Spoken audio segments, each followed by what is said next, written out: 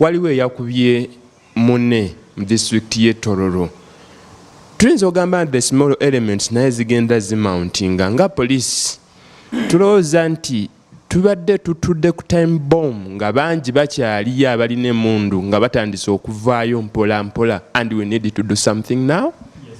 That's what I'm talking about. Kyembadde ngamba nti poliisi oba n'ekitongole ekirala birina okuvaayo mangu mangu okutegeeza bannayuganda nti they are in control. Tulina okulaba community policing ng'ekola si mu bigambo, naye tulina kulaba community policing ng'ekola. Tulina okulaba DPC oba OC ali ku station nga bagenda mu bantu mu communities nga bazzaamu essuubi. Abantu balina okuddamu essuubi. Twagala tulabe OC akuli okumpi nga bali mu communities oba ku maduuka agali awo okumpi, mu masomero, mu ba boda boda, bagendako mu kyaki nga babagamba bannange waliwo ekyakolebwa naye tuli in control. Abantu baagala okulaba ekyo nga kikolebwa.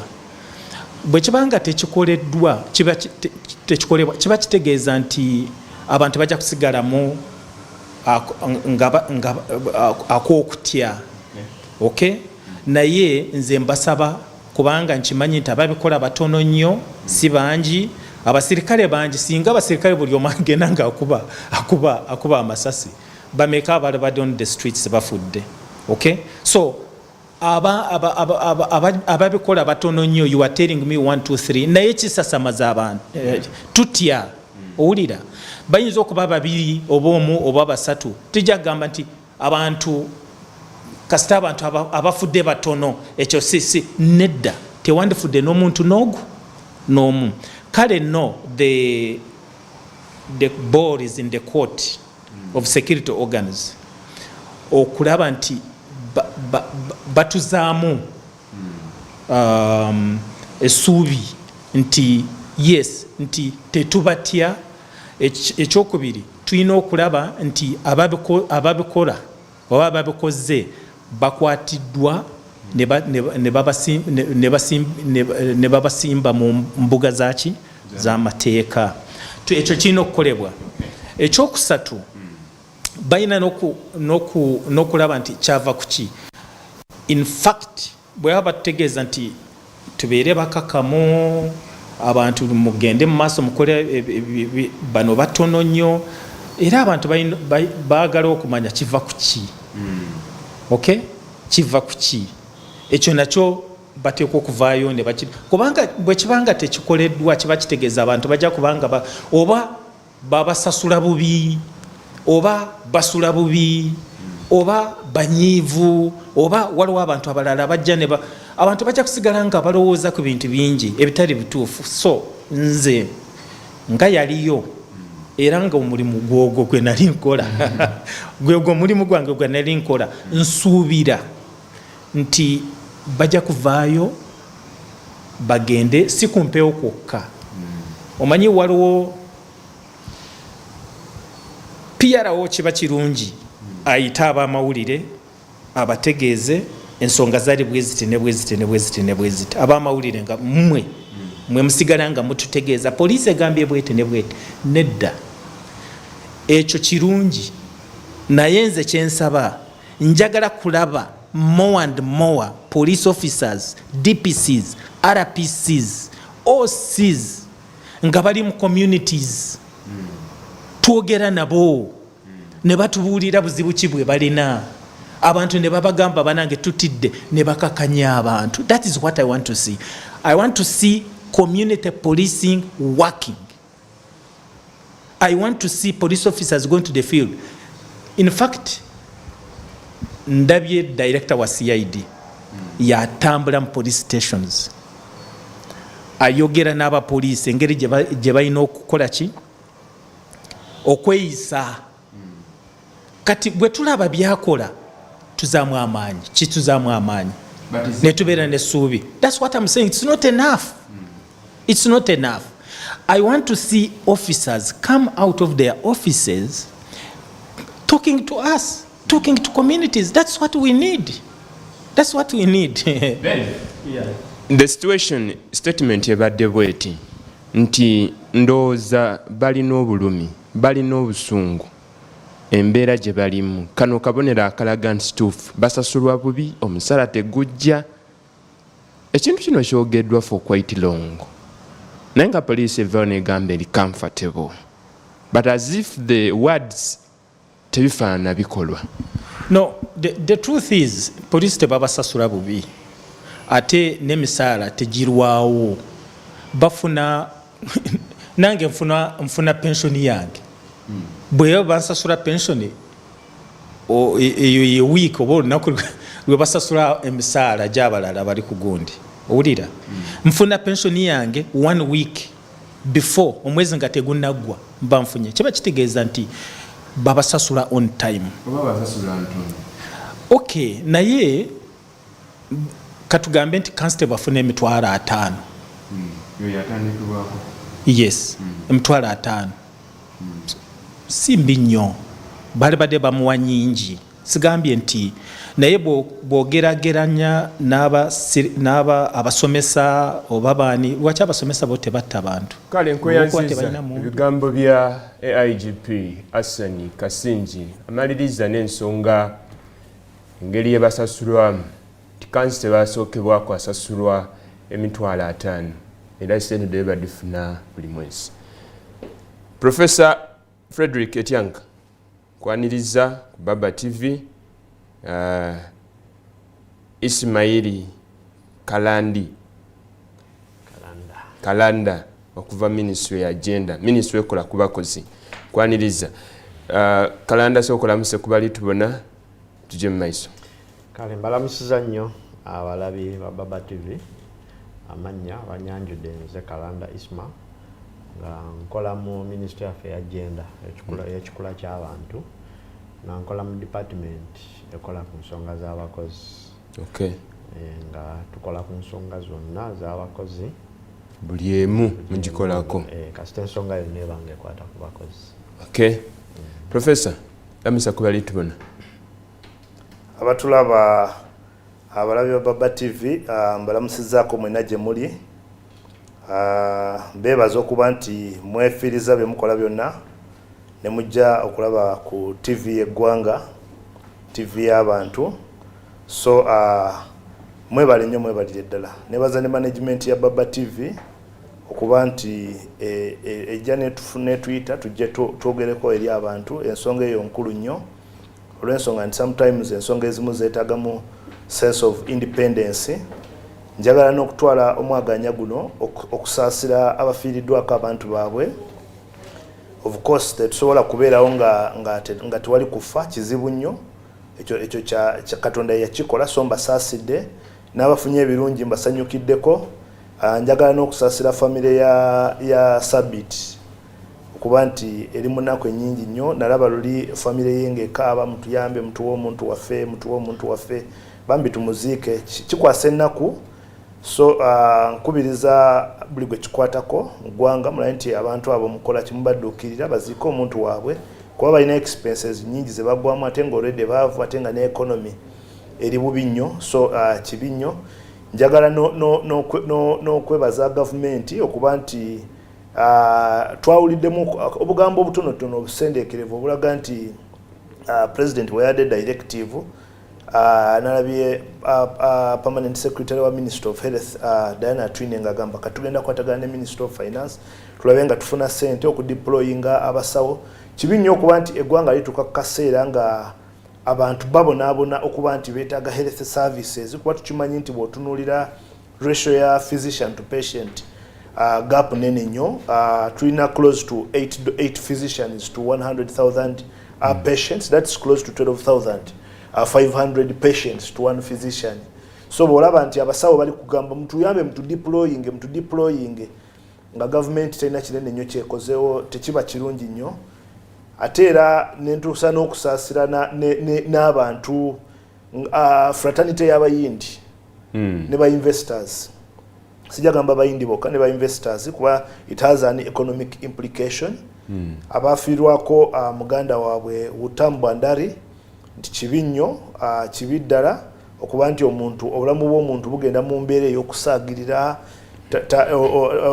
tamaliriza bigendererwa bye kuba buli muntu alina objectives si kirungi yadde n'akatono ndowooza kansoke nkomaawo kale mbeyanziza ku dashikadi no 28 tudatambula tutyo tujalingire no ku nsonga d'abakozi in line with the insecurity eriwo nti kiyinza okuba nga abantu balize ino bakuba nti embeera ddaife dikyusibweku aye ng'embeera tedishuuka bo abasobola okuba akunise okulwanisa balaga nali ndi kwogera Nasani Kasenje yakuba ati abapoliisi bo batwereyo emundu abasirikale abasomesa bajakolesa ki kyendidi nti omusomesa omusirikale n'omusawo na buli muntu alina kyasobola okukolesa okuyita waira olaba tayise bulamu but omusomesa ye nasobola okuyita omulembe omulamba buti we tutuuka mu kaire nga buli muntu alijja kwekyawa akole anything any reaction ensi erijja kufaanana etya wazira kantangazemu katini nyaawo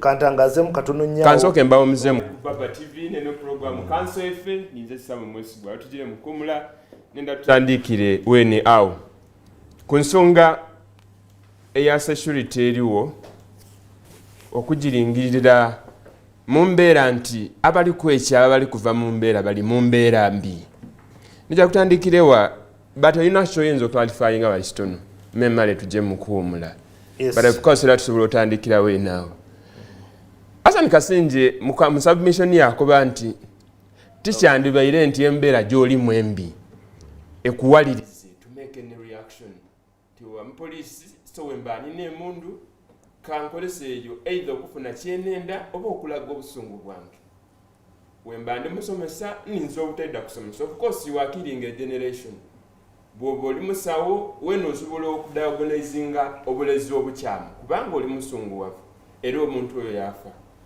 oyinza oba dereva nga dereva w'omulamuzi yakuba nti nsobola n'okukola nti by the way yena yavunizibwa instead of addressing his issue police yamuvunya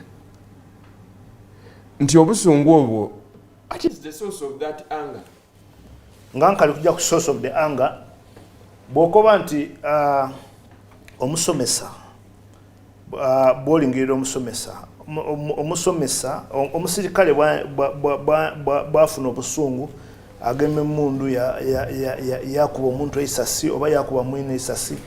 That is the simplest way because we know it's an ammunition and esobola okukozesebwa in any way.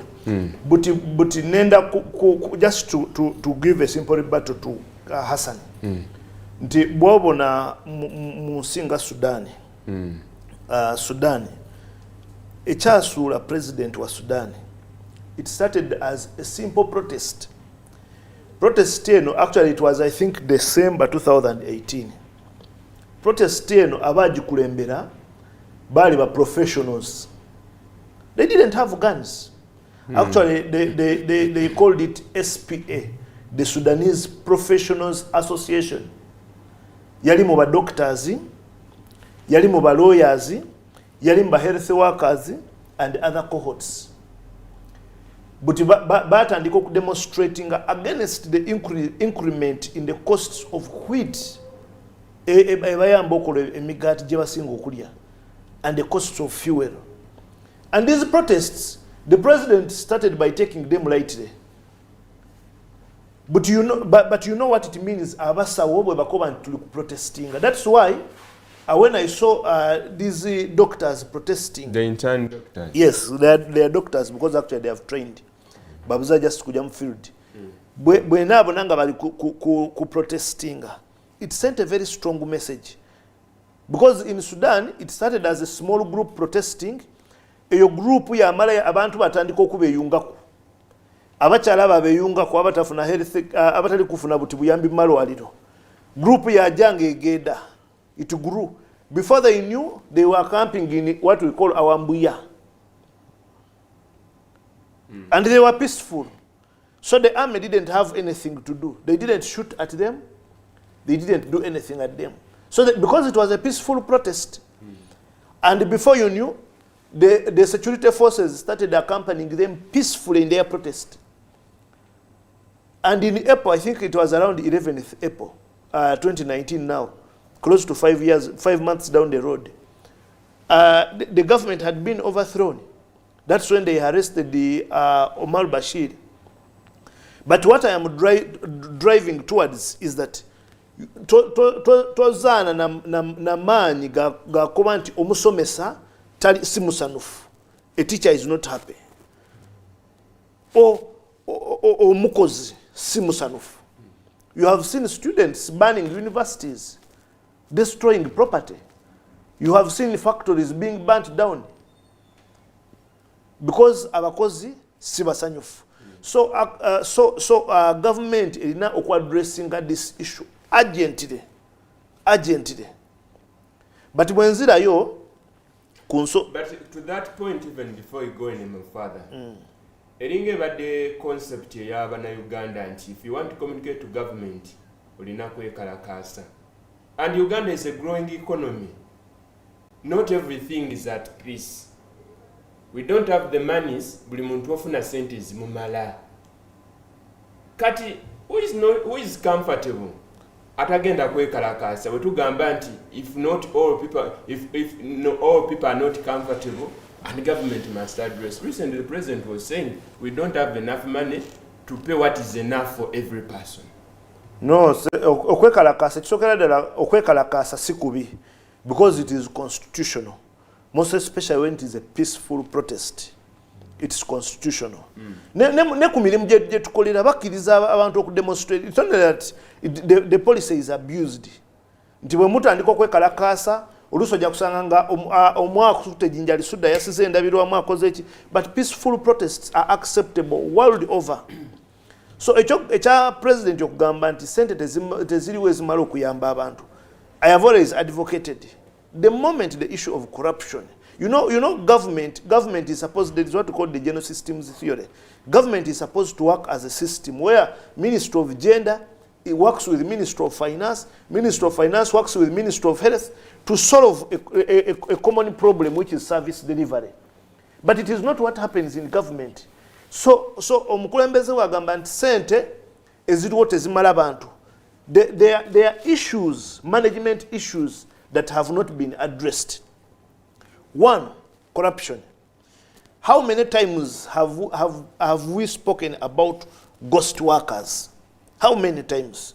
In the government, in the police, in the forces, all institutions. Never going to call audit school, institutions of higher learning, government ministries, government departments, government agencies, oja kusanga muchalimba ghost workers.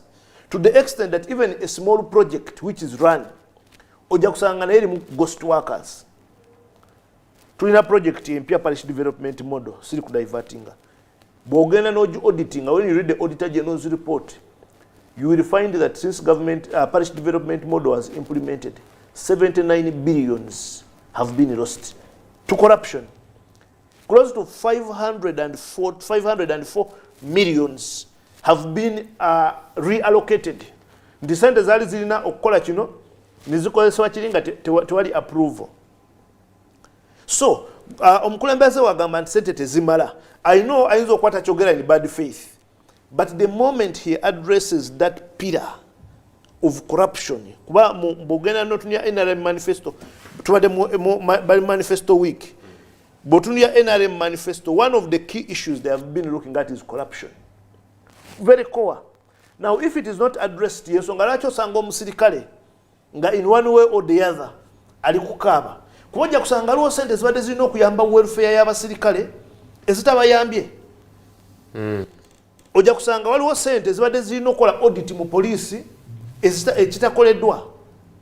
Because if you are saying Ivan Wabwire had a mental problem, he had been admitted twice, you denied him possession of a gun, but he's still in the forces. How can you get someone in a mental problem, no government, your montono, achari kumulimu akola? Where do you find it in the world? Bwagenda nakwata na jaye mundu, natambula na agenda nakuba utamata ina musango, alikola omulimu kwa alikola business.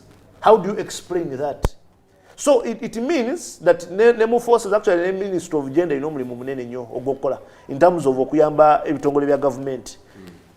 It means that bw'ogenda n'okola audit mu bitongole nga police, not only police, even the army. Case ya yesterday gyoyogeddeko ey'embalala.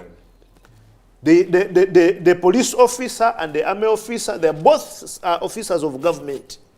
They have an issue, a small issue, conflict because of a woman.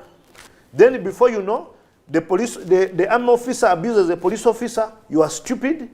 And the police officer moves out, picks his guns, comes at a close range, then shoots towards the army officer. Namuta. Kati oyo yinza ogamba nti obwongo bwe bukola bulungi. Owa police. Bwe tuba tugamba nti owa police obwongo bwe tebukola bulungi, ow'amagye avuma owa police n'amugamba nti oli musiru, you are stupid, mu public nga they are all officers of government but just different units. Ye oyinza okuloza nti obwongo bwe naye bukola bulungi, oyinza okusanga bombi they have a mental problem. So I am just trying to show you the extent to which government needs to do audit, most especially mu bitongole ebyo. Okay, katono tugenda kuddayo ku ki kalanda. Mwe abakola ku nsonga z'abakozi era ogambye nti ofiisi yo okolera gwatuula wali okukola ku nsonga z'abakozi Ministry ya Gender, Labour and Social Development. Ensonga z'abakozi olowooza muzikozeeko ekimala okubeera nti abakozi bajja ku street ne boogera obusungu ne bakulaga nti this is an iceberg ku kiri mu bannayuganda. Have you done enough? Ekituufu nti nga ministry tulina obuvunaanyizibwa okukola ku nsonga z'abakozi. Naye bwe tutunuulira ensonga z'abakozi kintu kigazi nnyo. Kintu kigazi nnyo. Kati for example bwe kituuka ng'omwami kyagambye mental health, mental problem. Nti mu ministry tuyina department eyo, tuyina sections ezikola ku counseling, tuyina department occupational safety and health. Naye nga bwe nkugambye ekyo ekintu kigazi nnyo. Fe nga ministry ogamba kigazi otegeeza ki? Nga ministry bw'ogamba nti mulina ekitongole kikola ku kino kikola ku kino and nga ministry mubeera allocated with budgets. Kyemanyi nti ekiremesa abantu okukola bino byonna tetulina ssente but you allocated budgets. Kati nga bwe nkugambye nti department gye tuyina department ng'emu eyinza okuba erimu abakozi nga 3 oba 4 ekitasobola okubeera replicated ku bakozi bonna mu Uganda. Naye nga tugamba nti muli understaffed. Tekisooka tuli understaffed nga ministry. Naye nga tugezaako okugaziwa. Kati for example mu myaka 5 egiwedde tubadde tulina volleyball officers Uganda yonna nga tulina volleyball officers nga 30 Uganda yonna. Naye kati bw'ogatta volleyball officers be tulina ku districts ne ku ministry tuyingira mu 180. Kati nga tukiraba nti mu myaka emitono ng'esatu tusobodde okukola recruitments ez'amangu mangu. Naye bw'omala okukola recruitment kiki ekiddako? Abantu abo olina obbawa capacity. Olina obbawa capacity, olina obba training, olina obbawa facilitation, nakyo kyotasobola kukola mangu mangu. Kati era process gye tulimu tugenda tugezaako obbawa capacity. Obbawa capacity. Naye nga ensonga ezisinga obungi ez'abakozi mu Uganda zitambulira ku economy. Nti economy ya tuka ku economy nasinjagala otegeera. Ministry ya Gender namwe abakola ku bakozi. Muli how are you connected ku bakozi abakola mu bitongole ebyenjawulo? Nti police recruiting, amagye recruiting, ministries ez'enjawulo nezi recruiting, ne president na appointing. Muntu oyo nga tannaba kutandika kukola. Mumulinako anything nti mukola counseling, mental check up n'ebirala oba namwe mumulabira eyo najja ku list ku ne mugamba oyo naye mukozi katulina monitoring. Kati ffe nga aba ministry nga bwe nkugambye nti tetukola implementation yonna ng'eyawamu. Omulimu gwaffe nnamba emu kuteekawo systems. Tukola legal framework. Legal framework eno nga buli kitongole kirina okuteekawo systems ezitambuza abakozi baazo. For example, bwe tuba tukola inspections zaffe tulina okumakinga sure nti buli company erina administrative policies. For example, buli company erina okubeera ne kyetuyita human resource manual. Human resource manual eno breaking down ebintu bingi nnyo policy eyo, how you recruit, engeri gy'oyingiza abakozi, engeri gy'oba sasula, engeri gy'oba disciplininga, engeri gy'oba retiringa, oba waka package ki. Kati tumakinga sure nti buli kitongole kirina policies ezo. Mulina okubeera byebimu byetugezaako okufollowing up naye nga already tumakinga sure nti tulina policy gye tuyita sexual harassment policy, balina okubeera ne HIV AIDS at the workplace policy, balina okubeera ne gye tuyita safety and health policy. Kati safety and health policy yerina okukola ku nsonga ezo nga ze tugambye ez'okumakinga sure nti abakozi balina mental health, balina bafuna psychological counseling. Kati kubanga bwe nkugambye nti ngaffe abakozi tetusobola kubanga we implement mu bitongole ebyo, naye tulina okumakinga sure nti buli kitongole kirina systems ng'ezo nga zikola nga ziri regulated mu mateeka okujja mubaawa and that's the ideal. Kubanga naffe bwe tuba tukola wano we tukola babikusomera kino ne kino ne kino HR department nekola kiri okujjako okubawa. Do you supervise the implementation or it is not you who supervise the implementation? And I remember supervising. What is the status now? Status eri nti bwe tuba tusupervisinga tukola inspections zino ne tugenda mu bitongole ebimu ne tukola audits ne tulaba oba systems zino zikola. Naye nga bwe nkugambye nti ekisooka tuyinza obutagenda mu bitongole byonna nga bwe byetaagisa kubanga tulina over 1 million employers be tulina mu Uganda naye tugezaako okuyingira mu bitongole ebyo ebimu. Naye n'ekirala nti policies ezo oba zikola oba tezikola, ekituufu kiri nti policies ba investors challenge tulina nti kati ba investors abasinga abapya betufuna especially aba China priority y'okusetting up systems zino babadde tebagirina bulungi. Ngera kikakatako nga kiddayo ewaffe nti tulina okumakinga sure nti ba investors bano baba ne policies ezo ate nga zikola bulungi. Naye olwa challenges ezimu nti sincerely speaking bwogenderera kuba investors abasinga ddala aba China nti bagumu okukola policies zino n'oziteeka mu nkola nga kitwetaagisaamu naffe okwongeramuko ku maanyi okuteekamu ku maanyi ag'enjawulo era nti companies zino bagamba implementations tebabikola, abamu tebabikola, abamu babikola. By the way abamu system bazina kubanga personally and we media houses we've done news, we've visited these companies. Abakozi abasinga okukaba bakolera ba foreign investors. And now you're the Ministry of Gender, Labour and Social Development. You look on. Are you bribed to keep quiet?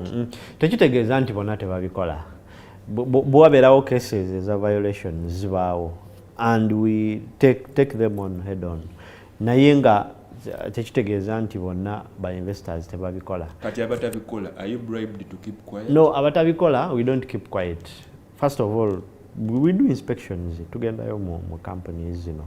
Naye problem gye tulina nga department nti area yaffe ya prostitution ekyali nafumuko. Tugezaako kwongera ku strengtheninga nti ffe nga department nga ffe ministry tulina okubeera ne strong system eza prostitution nti ba employer abatabikola tulina okubeera ne unity eyaffe ebacharginga. Naye kakati mu budde buno tusinga kozesa units eza police ne CID betulifaringa tu.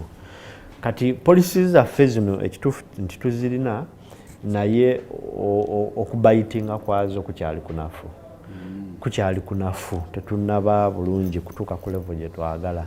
Naye nga ne challenge esinga obunene gye tusinga okuba nayo kye nabadde ngezaako okunyonnyola nti problem ya Uganda eri biga ate somehow tumanyi nti tulina crisis, economic crisis eri international eri mu nsi yonna.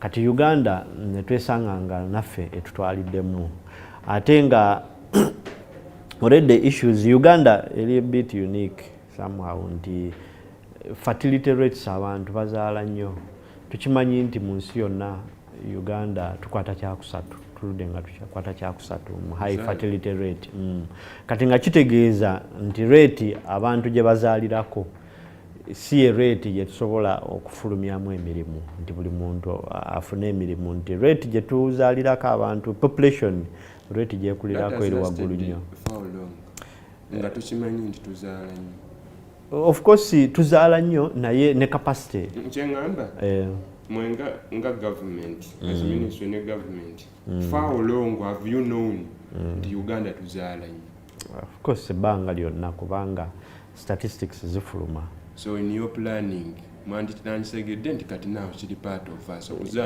kuzaala kwa Uganda tuzaala nnyo and when we plan let us plan for an increasing population day after day kyekituufu bwe kyandibadde naye it is not a guarantee nti kyo planninga kyonna kitambula nga bw'okyagala kubanga ne capacity yennyini ng'ensi economy yaffe ekyali nafu okuplaninga ne tutuukiriza ekintu nga bwe tukyagala kiringa nga ge bw'obeera awakaawo naawe oba oyagala oplaningira abaana bo bonna basome babeere bulungi naye nga capacity togirina esobola okuplaninga economy yaffe eri ebit thin economy yaffe ntono okay dakika 2:54 muzaali dakika mukaaga tuka ku ssaawa 5 ed'okuncokonaku olwaleero mukulu ono ava ministry ya gender labor and social development speaking it in English and speaking it with vigor it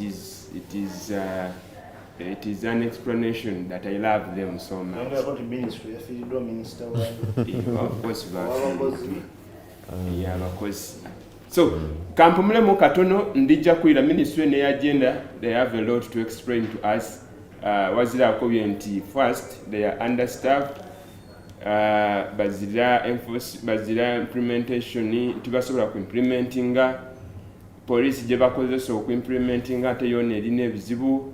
The ministry ya agenda yategeera nti abana Uganda tuzaala ino ayo bayategeera sometime back nga in planning and we have national planning authority it means nti wetegeera nti okuzaala buti suppose kizibu kya Uganda in a sober environment you need to plan for that problem wekibanga kizibu you need to plan wakubesegeeza omwaka guno abantu bajja kweyongera weba naabe yongeire ku njaba kolera if you don't plan for those people then you are not a good leader meant to stay ndikwira otavaawo ga Muhammad mwebala okuba ate nga munange muvaayo gaba kyabazinga ko byabasoga n'abana Uganda tusomesa abaana ate era twege eno okolera awalala nesida okuba ate nga situtoola mu bwavu twenda abeddukiza esituda esya Baba FM ne Baba TV Baba Media Group kituusa abali ku musituda kino musidi what we mean it's an entertainment it's a Christmas of the year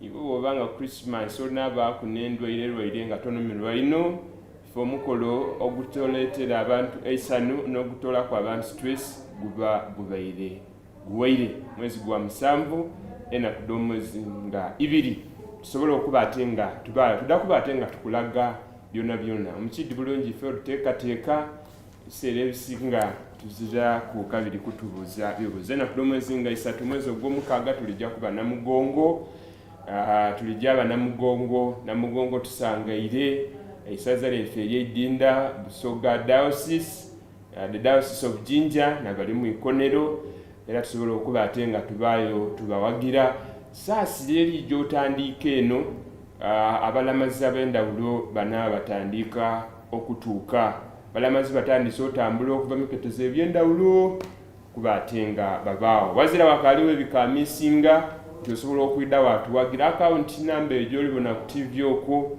wagira esaza ery'Edinda kubanga tuli kwetaaga empiya ediweraku obuwumbi obubiri oteekateeka omukolo ogwo aye empiya dikaali kuwera sojja mu Centenary Banka oteeye esente edo era diri maina ga Diocese of Jinja Namugongo 2023 osobola okujja ne ku ekitebe kyaibwe wano mu kibuga eky'Edinda mu parishes edenda odonadona akuba tibananzendidde kuwaayo lwa namugongo ni wano osobola okudda ne ku Baba TV wano office daife ntinda neidinda wawaayo empiya buti mu maiso awo ojja kumpeereza obaka ku namba yange eya WhatsApp gy'oli kubona okwo tukoze tutya okusobola okubona nti tutereeza embeera ey'abakozi mu iwanga lino erya Uganda bwe twogera ku bakozi tutegeeza niwo omukozi akola waka tutegeeza abasomesa tutegeeza abasawo tutegeeza badereva ate tibakola mu gavumenti mwonka even the private sector akalandi onaba yakwogera nti Ministry of Gender ebawa human resource manual nti mu nsonga da health and safety human resource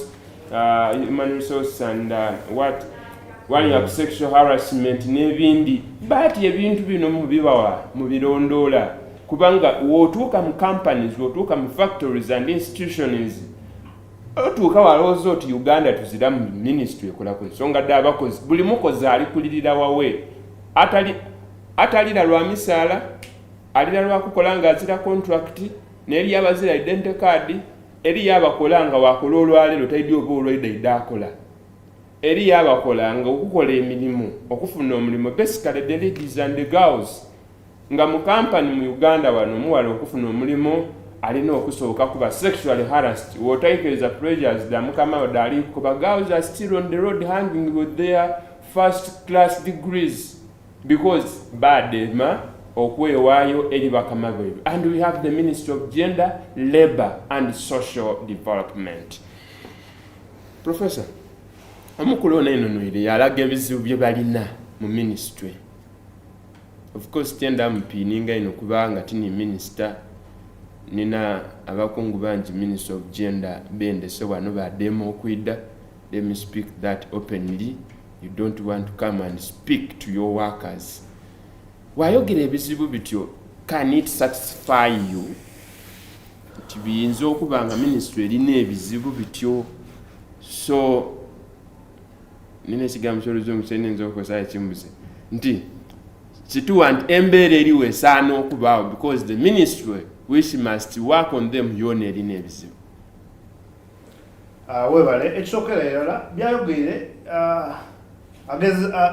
abaire honest ate ayogere bulungi ati jamupininga abaire honest oidi mu gavumenti tulina obuzibu nti abantu aba gavumenti basiga ino ebizigo n'awatagwana kusiga bizigo bwowulira omwogezi wa poliisi ng'ali kwogera last time nawulira omwogezi wa poliisi afande Enanga Fred ne afande Onyango bansasanga Onyango alikoba the day before nti Ivan Wawire yalina obuzibu, he had mental problems, and after a while wawulira Fred Enanga ng'akoba nti akobye yazira buzibu era tujakola kikuba nibwe nkoba nti echa Ivan okukoba nti nzira buzibu nakikoze nga ngisoba ekyo kyokka kiraga nti alina obuzibu ekyo kyokka kiraga nti akola kinti alina obuzibu njeva nesenga mwene yava yakola nti nze nzira buzibu no bwe yakoba nti yakubye omuyindi amasasi ng'ategeera bulungi era azira buzibu ekyo kyokka kiraga nti alina obuzibu already. So that is the problem, that is the environment gye tulimu. Kati ono Ismail ayogere kituufu nti implementation, when you go to all government ministries, departments and agencies, the issue of implementation is a problem. Actually, when you read the NRM manifesto, because it is the government, the political party in power, and of course that's what we move. When you read the National Development Plan 3, when you read Vision 2040, all these documents are good, but it brings in what he's saying, the issue of implementation is extremely very poor. But nenda kulaga why he doesn't have any problem and why government actually has a problem. Minister wa Labour, the day before bakali kumukuba yali ku International Labour Day yayogera bamala okwogera the next day bodyguard we yamukuba amasasi nga bamala okumukuba amasasi minister wa Labour yamala bodyguard yamala yakuba nti omusala gwe batusasula mutono tuli kubonabona specifically yali yayogera ku yengo omuntu omusala mutono ali kubonabona and on top of that mukyala wa lubuto abanja sente edenkana mu miliyoni 4 edikali okusasulwa abaana be babagoba ku isomero batyame wansi. Now if someone who is close to the minister, who has direct access to the minister, suffers Minister to that Labor. Yes, suffers to that magnitude, how about people who don't have access to state resources? Because the minister is a state asset and a state resource. How about workers who don't have access? But in that kukobera abakozi oba yokugera wano wakoba nti abakyala bakozesa ebyobukaba okufuna emirimu. Waliwo gye beta carpet system. Nti boba ojja kufuna omulimu, most especially now these fresh graduates, they are struggling, bakusabye working experience, bakoze eki, but bojja okusaba omulimu, most especially unsolicited. Actually, even solicited, they want to first sexually harass you. Now, when it comes to issues of promotion, it is the same thing. They want to sexually harass you. When it comes to remuneration, it is the same thing. They want to sexually harass you. So they no longer follow the policies. Isma says inti baba sendingira. Bobale balina ekyebwe kibakolesa. The policies are there, but you see the policies are there, but what he talks about implementation. Implementation is not done to the dot. Nti bwogera n'ogamba kati tetufere tulina minimum wage. Ne bwogera n'osanga oyogedde kubeera enguudo. Bwogenda n'osanga abakyala abo n'abaami abakeera ku makya ng'ovuga.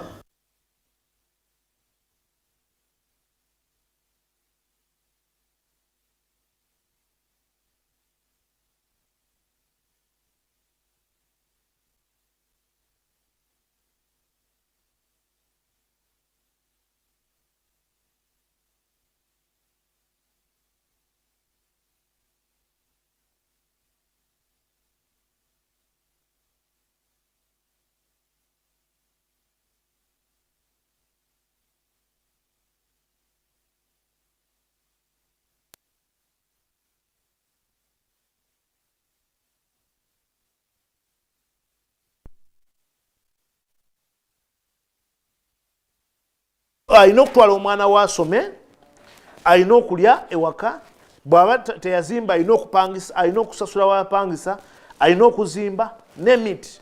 So bw'olaba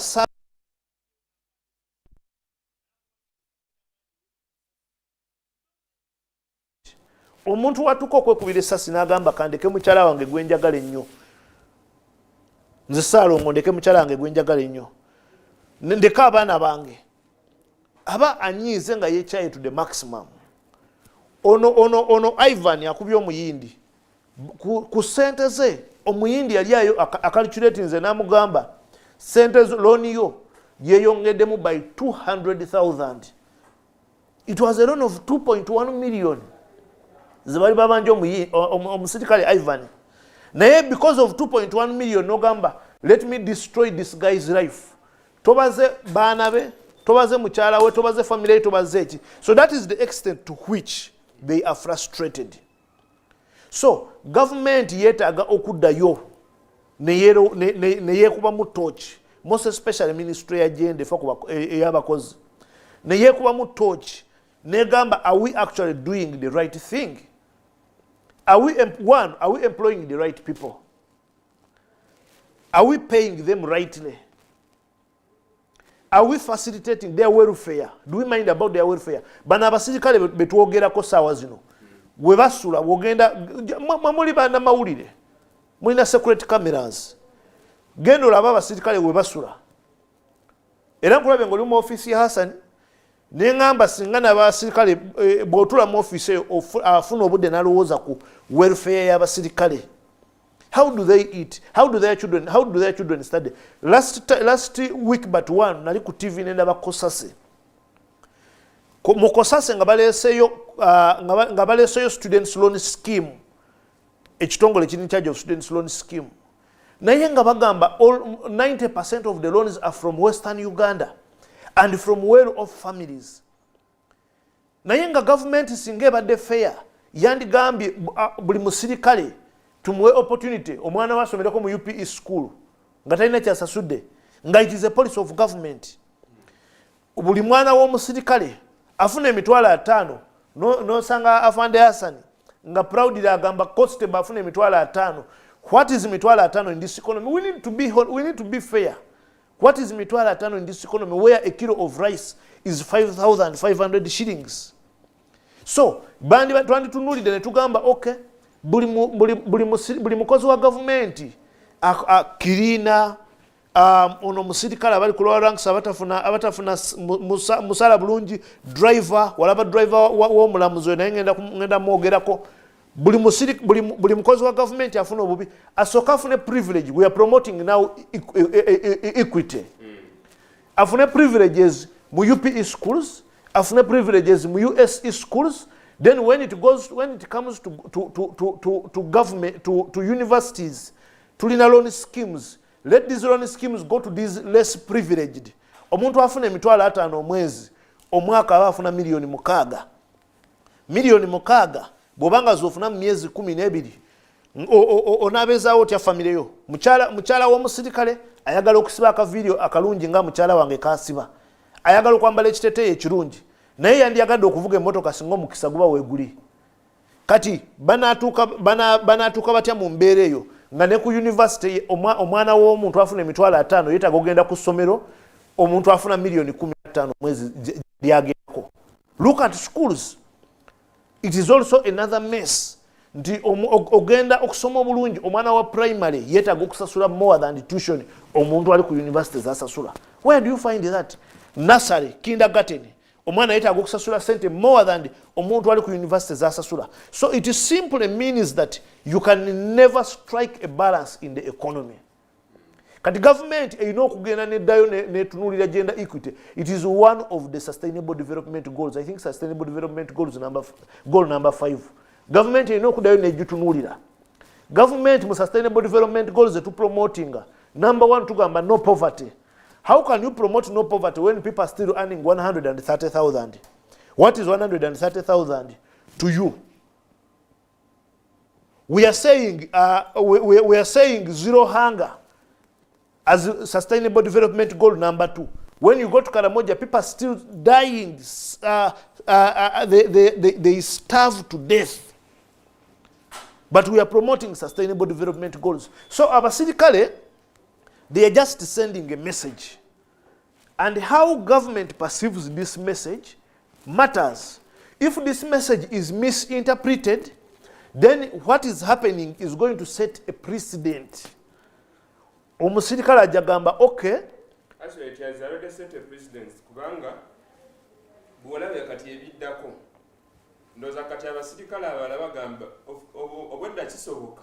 Absolutely. Kankuddire. Ministry ya gender wemulaba bino mwatuddeko nemubeerako nekyemuyiiya oba temunaba. Okay, Ministry ya gender nga bwe nawagambye nti ebiseera ebisinga kuteekawo mateeka.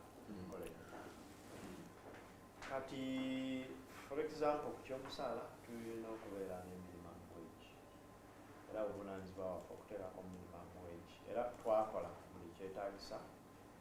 I want to quote you like this. Olikumbulira nnyo the ID. Njagala ombulire ekiriwo. Nga ministry kyemuli kukozi ogamba tulina okubeera. Of course, we are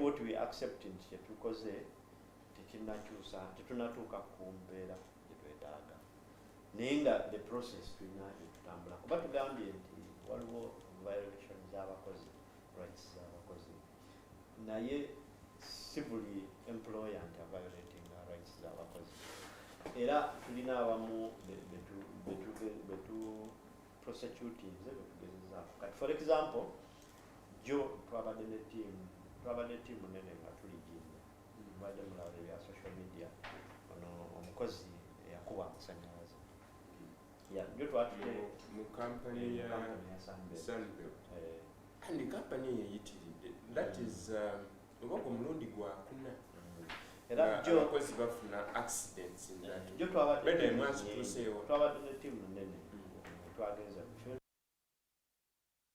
tiimu y'abantu basatu nga tulina ne ba electrical union twaddeko ne electrical union gezaako okukola assessment twabadde ne tiimu okuva munotu twabadde ne tiimu naye wabadde ne tiimu okuva mu Jinja City nga twakoze investigation eziri comprehensive era ne tuleka nga tumakinze sure nti amateeka gonna nga bwagakutambula era bwegakambula naye nga however nti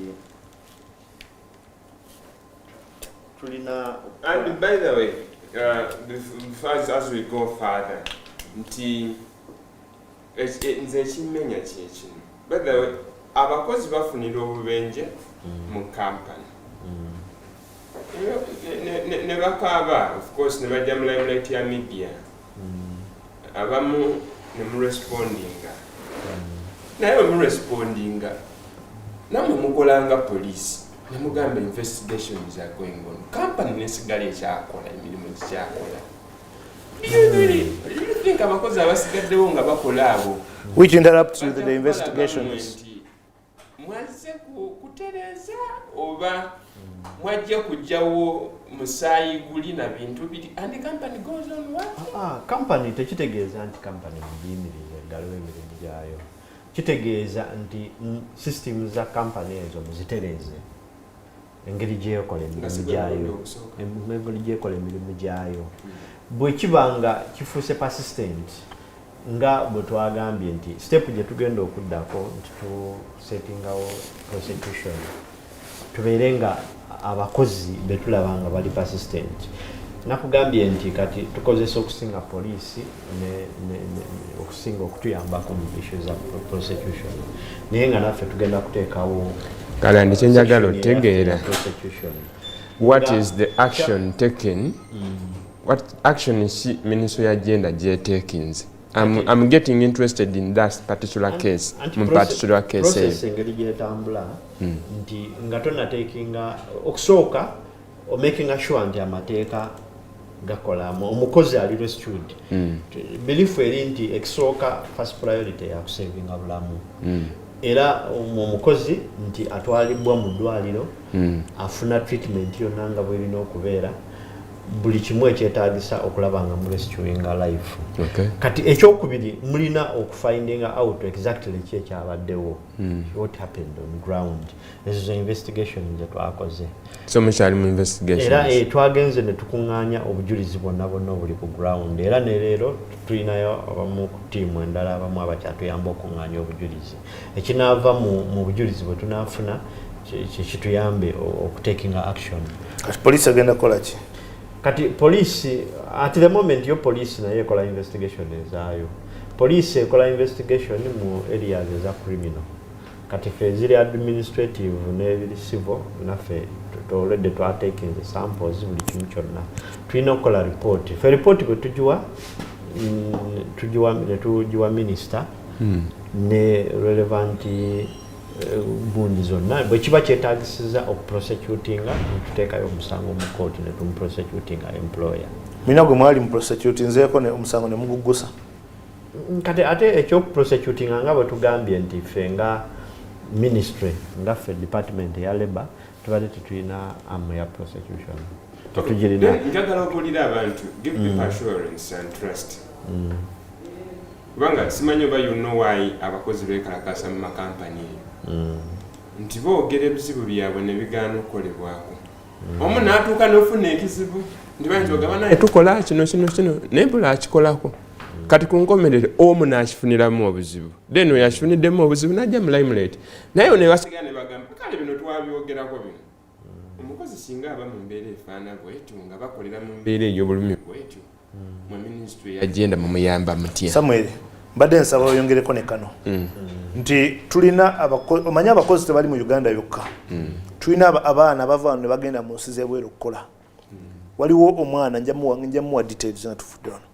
Omwana bamulaze ku mawulire kati I think for like 3 days. Omwana yafa, family ye esaba bode bagikomyewo, sagala kwogera company eyo but maybe next time bwe banaate balina kye bakoze nja kujja njogere. Company eri eyo etudde omulambo gumaze ebweru emyezi 8 nga family ekaba mutuyambe wakiri mutuwe omwana waffe tumuziike. What do you do about it in such a case? Okay, kati ekisooka question yono nti si kituufu nti buli wabeerawo issue tetwinterveninga. Kyenjagala kino singa abakozi bafuna obuzibu obwo nga tebayambiddwa mu kampani, how can they access obuyambi okuva gye muli? Kati kyetunabanyonyodde almost kati buli district tulinayo ne municipality ne city tulinayo labor office. Okay. Tulina labor office nga bwe nabagambye nti in the past 3 years tusobodde okurecruitinga more than 100 labor officers.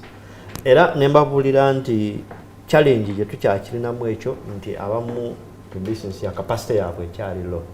Ba labor officers? Ba labor officer kuba emirimu gino si myangu. Tosobola guyingira mu mulundi gumu n'ogutegeera n'otandika ogukolerawo kuba olina okumanya amateeka ate ebintu bingi birina a lot of legal implications. Naye tukyalina okubuildinga capacity yaabwe. Era nga advice gye tubawa nti bw'ofuna case ng'eyo bw'olaba ng'ekuziteweredde girefaringa mangu. Either ogireeta mu ministry oba oyinza ogitwala direct mu industrial court.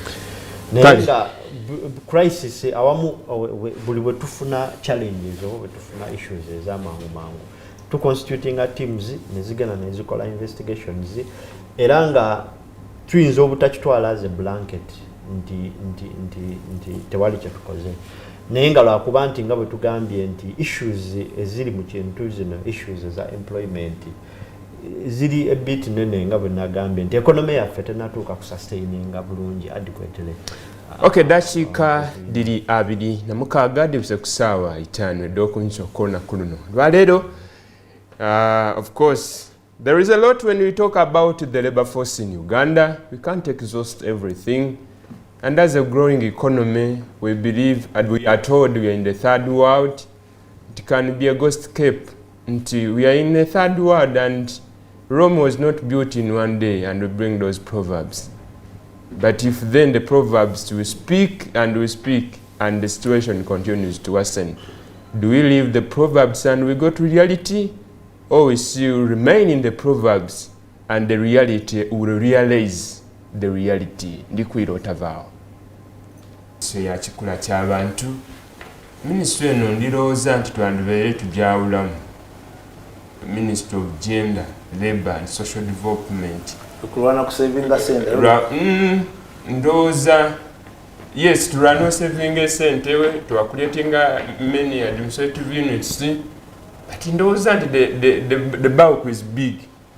It tackles the gender, it tackles labor, it tackles social development. Have they done enough? Have they done enough? Maybe mukwano gwange Frank Mugabi omwogezi ow'ekitongole wa minisitule eno ndijja kubanda we arrange in a spell of 1 week to be the Minister of Gender, Labour and Social Development, because the questions are many. Ndowooza nayinza okuba ate nga twinonola ebisingawo ku bino. Emisinde kyaffe kino ekisembayo nina amawulire gendi kwenda okonfaminga mu maiso awo ndakuba nga bakubera of another shooting ndaba mbi bakubera mu maiso awo, but the country is not safe. Professor, tugire mu kuwumula nenda tumaliriza ensonga eyo. Embeera weeba etyo nga bweri,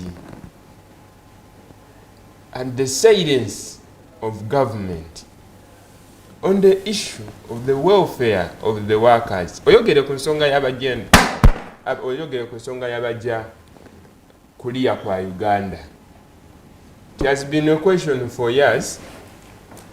Companies editwala abantu kuliya kwa Uganda era nali ndi kusoma wano statistics nti omuwendo gw'Abannayuganda abajja kulya gweyongeire gwashootinga.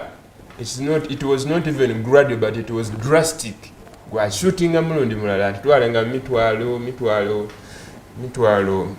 twalenga mu thousands, now tuli mu 10,000s. Aya Abannayuganda abagenda basinga kubona tibajja lwakweyende, bajja lwabulumi. Aya n'abasigaire mu Uganda bali tulaga nti ffenna tukaalina obulumi. And the relevant authorities, they have kept quiet. Like ngabo ko byekyali Sudan and what is the solution in this? Ekisokera irala boyogera otyo ontwala ku theory jetwita principal agent theory. Principal agent theory. Yes, principal agent theory. Principal agent theory. When you are in an organizational setting, you are working for someone. Now, you are the agent of that someone. That someone you are working for is the principal. And you who is working is the agent. Now, government webagironda.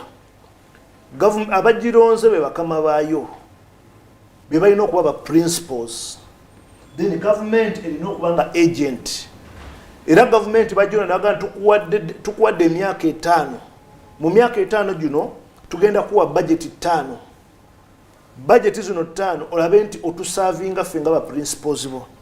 Kati guno mwaka 2023-2024 the approved budget is 52.7 trillions.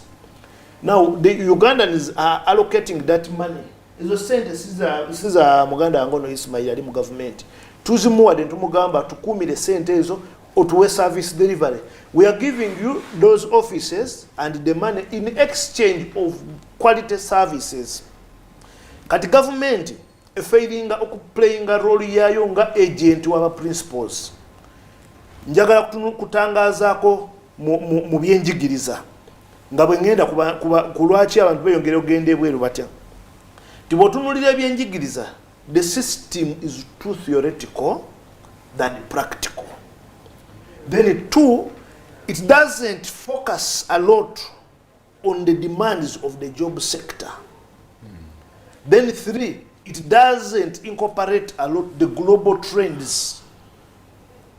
Nti oja kusanga omwana ali mu international school nga atandikira mu primary okumanya nti nsobola okukozesa esimu okola research oba internet to be more general okola research ngono waffe tamanyina kumanya ngeri kwata simu kubira muntu mulala. So the education system kati no sanga nti the rate of graduate unemployment is too high. The principal is the agent is not doing their work. The rate of graduate unemployment is too high. No sanga ba graduates nga bali kuvuga boda. No sanga ba graduates nga bali kulwana KCC ewe gantru kulutinga abere ngudo nga ne graduate agamba wakirika ngende nonyeya akawogo. No sanga ba graduates nga be bali gamba katugende ebweru tukube echeyo. Tugende Omani, tugende Dubai, tugende wa. Nemwe bagamba nti abantu bali kufiira mu Omani bangi nnyo. Ministry of Finance agenda neta bakoche koze kiriawo kiri substantive. Era ogenda kusanga bano ba graduates bafa bali unemployed nga bali kulwana okugenda ebweru. Kati no sanga ba graduates nga bali kulwana okutandika okweyiya. Yensonga lwacho uli kati olaba ba bloggers. Actually when I hear them speaking I call them either blockers or blowers. I don't call them bloggers. So you want to spare your word of bloggers for which category? It's not my word. That word, the word blogger, it has a very strong meaning. You are professional, you are consistent, you are informed, you are reliable. A blogger is someone who comes and speaks about Baba TV, and someone out there understands and picks interest in Baba TV. Betulina abaita bloggers abasinga they are blockers. They say mu Ministry of Gender waliyo project eno project eganya okutambula bulungi kati katulwanise Ministry of Gender ministry tuite tuweyo kasente.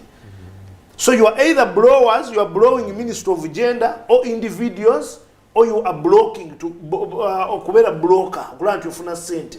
you are trying to draw a linkage between the two and bridge the gap, then get some money. So yensonga lwaki with all due respect nze sitera nnyo kwagala kwogera ku bagenzi kuba mbanjagala omule mirembe, but yensonga lwaki olaba kukufa kw'omugenzi Isima Olaxis omukulu Frank Gashumba yayimirira n'agamba Isima Olaxis abadde wanjawulo nnyo nnyo era tetuli mulabanga, ye muntu abadde ayogera ku bya sports, nayogera ku bya politics, nayogera ku bya academics, nayogera nga buli kimu akyogera kati n'akyogerako bulungi.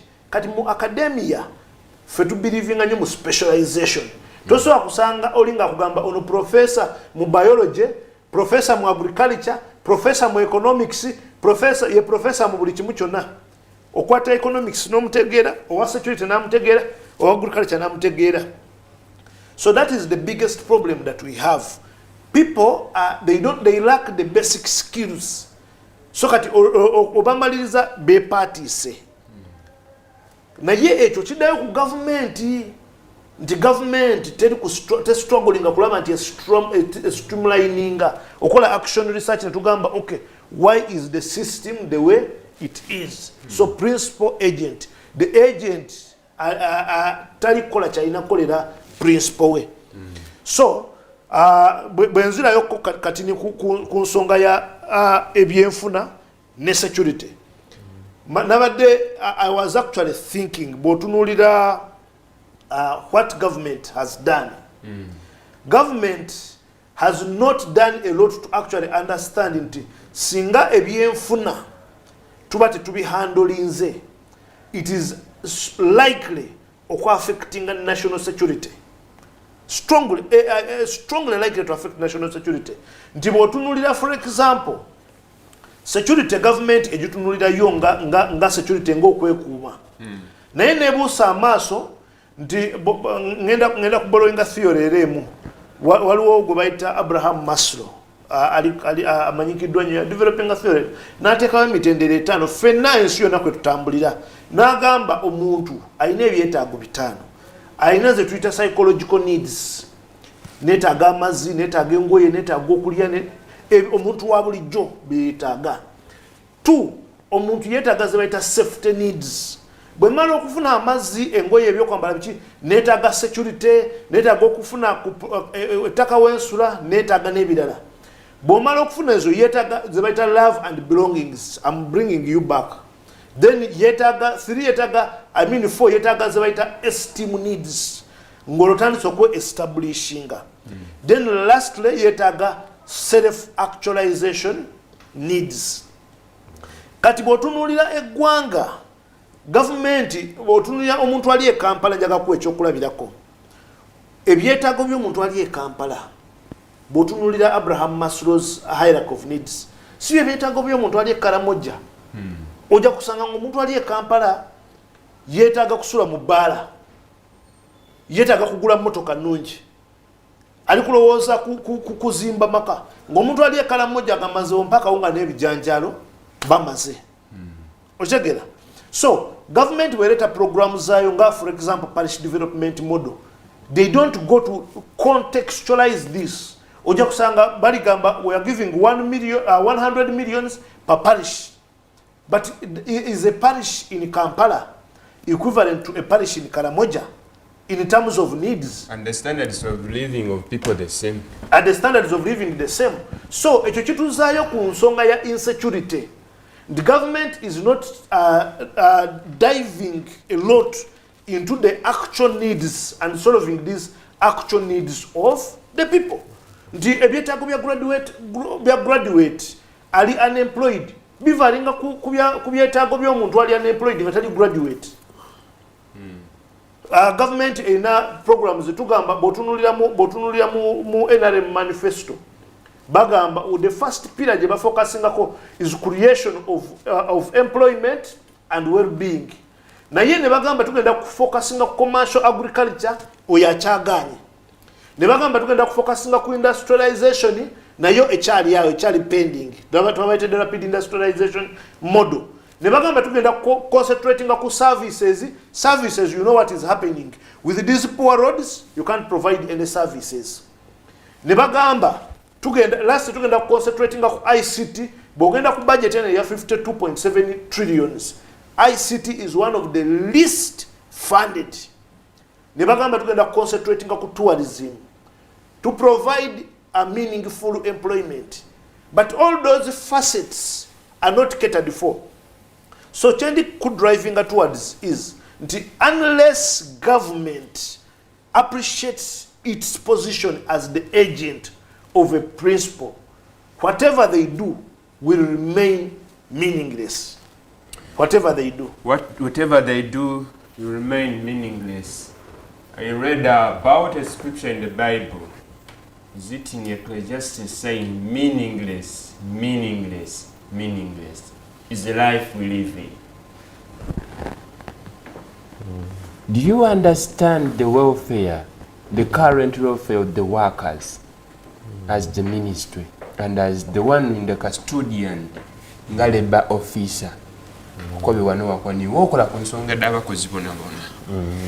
And if you understand the welfare, we then go to that's your bottlenecks, by understaffing, what and what. What is in the kitchen you are cooking as the ministry? Ndi above all kutegeera ebizibu byonna byonna ebiriwo n'ebizibu feena bye tulina, but at least tulina kye tulikolera ni kino, and we feel it's going to address this problem. Yeah, as the ministry nga bwe nabadde mbabuulira nti emu ku kye tukulembeza is a policy framework oba legal framework. Nze mukimanyi bulungi nti Employment Act eri mu Parliament bali mu kugitereeza nti tugezaako okufuna ba stakeholders bonna bagenze bakuŋŋaana okulaba gaps tuyinza okwongera okugitereeza Employment Act, okulaba nga kuba Employment Act lyeteeka erisinga okukola ku nkolagana y'abakozi n'abakozesa. Tulabe engeri gye tusobola okulinyweza, tulabe nga tubridginga gap. Ekirala ngera bwe kunyonyodde nti ne staffing tugezaako okugirwanyisa, to making sure nti buli district erimu labor officer oba municipality oba city. Let me be guided, either you or professor. Does the minister has powers to recruit or the government in public government service? erina system zayo za recruitment za tulina public service commission. As the minister showed interest of staffing? Staffing, like I told you, we have recruited more than 100 people in the last 3 years. From the time you recruited up to now, is there a change? Because you say you had small, you've recruited. You said 26? Was it 26 countrywide? No, we have. Officers We had like around between 26 to 30, between 26 to 30. 30. You recruited to 100. We are almost in the districts alone. 100. Around 150. Around 150 in my districts. 150. Meaning the staffing short, at least for a very good number. It was the time was 3,000. Meaning that number must bring tangible results. Tangible results ebireeta naye nga kyembadde nkugamba nti toli recruitinga leero enkya n'ofuna results. Kyembadde nkugamba. And the problem has been staffing. You had 26 countrywide. You recruited to 100. 56. Bomala okurecruitinga ba staff olina okubawa capacity. Nakyo tukikolera wamu. Nakyo tukikola. Nekirala nti it is not guaranteed nti problem we tukola regular inspections. Era it is not guaranteed. It is not guaranteed. Can get me well. Abali tubona kubaba. Ministry tukobye. Yalina ba labor officer dina mukanga. Uganda okuva yeva paka yekoma. Emabegao. So ngemema tegitambula bulungi kubanga batono. Imwe abakola mu factory nga mulina ebizibu we mujyayo nga district edindi ziramu ba labor officer kubanga abino omukaaga tibusobola kuba distributed. Aye yali kulutinga abakozi ba labor officers abandi 156 n'abuuza okuva bali kulutinga abakozi 156 nga ba labor officers. Emirimu giri itambula gyashukaku okuva kwa 26 kubanga ekizibu kyali abakozi bali batono. Ekituufu kiri nti jjo gyakyukako.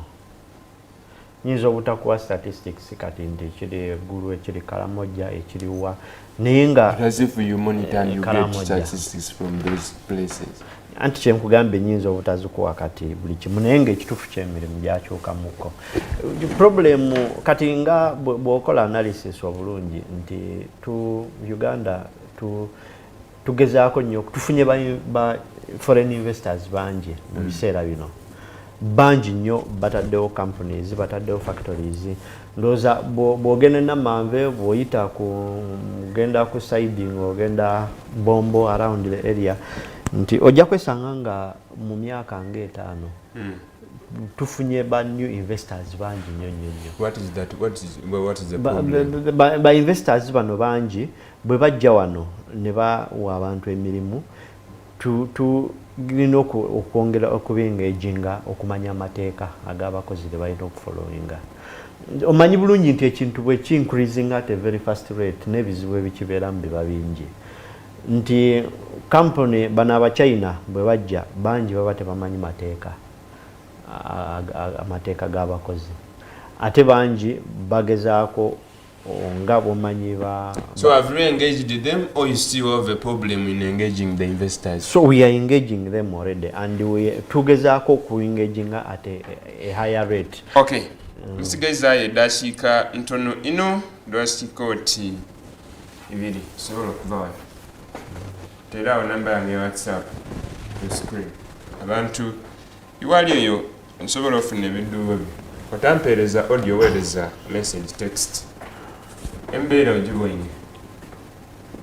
Ministry Agenda, Labour and Social Development, they explain their bottlenecks n'abakozi batono. Lwe twafunye abakozi 156 cross districts tukayitegeera bivaayo. Aye ngoyi nti ekizibu bwe kiba mu sitting room bobona ebizibu mu sitting room ng'omuliro gugemye omanya nti ekiri mu bedroom ate kikambwe so sitting room yabaire minister. But of course tulina baminisita bangi mu ministry lwakubanga nti